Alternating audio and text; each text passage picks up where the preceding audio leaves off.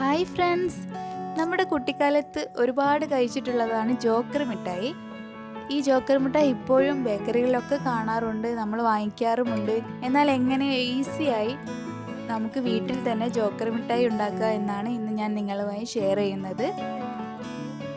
അതിനു വേണ്ട ഇൻഗ്രീഡിയൻസ് എന്തൊക്കെയാണെന്ന് നോക്കാം. ആദ്യം തന്നെ ഞാൻ 300 ഗ്രാം ശർക്കര എടുത്തിട്ടുണ്ട്. അതിലേക്ക് 1/2 കപ്പ് വെള്ളവും എടുത്തിട്ടുണ്ട്. 1 ടേബിൾ സ്പൂൺ അരിപ്പൊടി, 1/2 ടീസ്പൂൺ ഏലക്കാപ്പൊടി, 3/4 കപ്പ് മുതൽ 1 കപ്പ് വരെ തേങ്ങ, 1/2 ടീസ്പൂൺ നെയ്യ്. ആദ്യം തന്നെ ഈ ശർക്കര ഉരുക്കിയെടുക്കാം.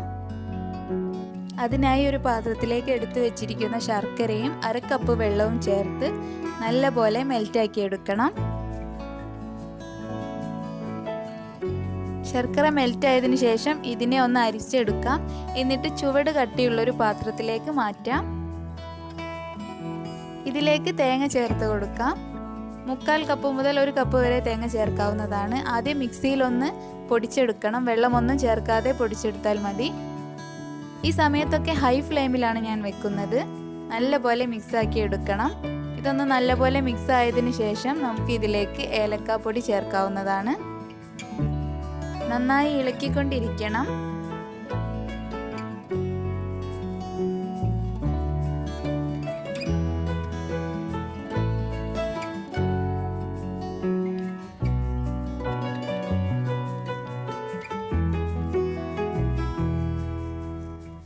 ചെറുതായി ഒന്ന് വെള്ളമൊക്കെ വറ്റി കുറുകി വരുന്ന സമയത്ത് ഇതിലേക്ക് എടുത്തു വെച്ചിരിക്കുന്ന അരിപ്പൊടി ചേർത്ത് കൊടുക്കാം. അരിപ്പൊടി ചേർത്തതിന് ശേഷം മീഡിയം ഫ്ലെയിമിലേക്ക് മാറ്റണം. അതിനുശേഷം ഹൈ ഫ്ലെയിമിൽ ഇടാൻ പാടില്ല, പെട്ടെന്ന് കരിഞ്ഞു പോവും. അരിപ്പൊടിയും നല്ലപോലെ മിക്സ് ആയതിനു ശേഷം ഇതിലേക്ക് 1/2 ടീസ്പൂൺ നെയ്യ് കൂടി ചേർക്കാം. എന്നിട്ട് നല്ലപോലെ ഇളക്കി കൊടുക്കുക. സൈഡിൽ നിന്നൊക്കെ ചെറുതായി വിട്ട് വരുന്ന സമയത്ത് തീ ഓഫ് ചെയ്യണം. കൂടുതൽ നേരം പിന്നെ ഇളക്കരുത്. അങ്ങനെ ചെയ്യുന്ന സമയത്ത് മിഠായി നല്ല ഹാർഡായി പോവും. ഈ ഒരു സമയത്ത് ഞാൻ തീ ഓഫ് ചെയ്യുകയാണ്. എന്നിട്ട് നെയ്യ് തടവിയൊരു പാത്രത്തിലേക്ക് മാറ്റാം. ഞാനിപ്പോൾ നിങ്ങൾക്ക് കാണിച്ചു തരാൻ വേണ്ടിയിട്ടാണ് ഇങ്ങനെ ചെയ്യുന്നത്. അതല്ലെങ്കിൽ നിങ്ങൾക്ക് ചെറിയ ചെറിയ ബോൾസ് ആക്കി എടുത്താൽ മതി. അതിനായി ഒരു സ്പൂൺ എടുത്ത് അതിൽ കുറച്ച് നെയ്യ് തടവിയിട്ട് ചെറിയ ചെറിയ ബോൾസ് ആക്കി എടുക്കാം. ചൂടാറുന്നതിന് മുന്നേ തന്നെ ഇതുപോലെ കട്ട് ചെയ്തെടുക്കണം. എന്നാൽ മാത്രമേ ചൂടാറിയതിനു ശേഷം നമുക്ക് പൊട്ടിച്ചെടുക്കാൻ പറ്റുകയുള്ളൂ. ഇതാ നമ്മുടെ ജോക്കർ മിഠായി ഇവിടെ റെഡി ആയിരിക്കുകയാണ്. എല്ലാവരും ഇത് ട്രൈ ചെയ്ത് നോക്കണം.